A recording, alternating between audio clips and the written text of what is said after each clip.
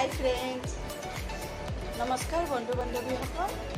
আজি মোৰ ইউটিউব চেনেলত মোৰ পাকঘৰৰ আন এটা ব্লগলৈ আপোনালোকক স্বাগতম জনাইছোঁ। আৰু মই ভাবিছোঁ আজি বিশেষ একো নবনাওঁ আৰু একো নকৰোঁ। মই অকণমান মাৰ ঘৰলৈ যাওঁ আৰু মাৰ ঘৰত যাওঁ সেইবাবে আপোনালোকক ইয়াতে ব্লগটো আৰম্ভ কৰি ল'লোঁ। আৰু মই যাই থকাতে দেখুৱাই থাকোঁ। মাৰ বেছি দূৰ নহয় আৰু ওচৰতে।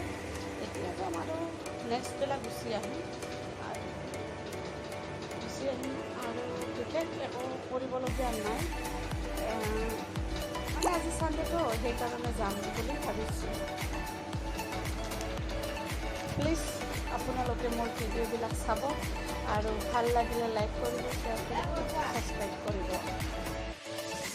হাই, মই ঘৰ আহি পালোঁ এতিয়া আৰু আহি কেনে কাপোৰ চাপোৰ খুলিলোঁ, অলপ ফেনৰ তলত বহিলোঁ।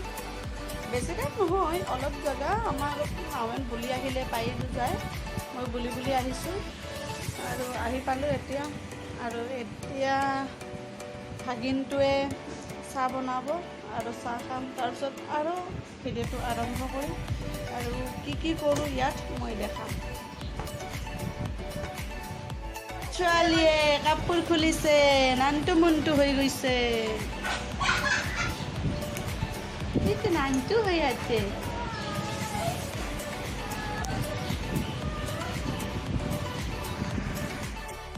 এয়া চাহ খাব লৈছোঁ, এয়া বিস্কুট, এয়া ৰঙা চাহ আৰু বিশেষ একো নাখাওঁ আৰু এয়া হৈছে।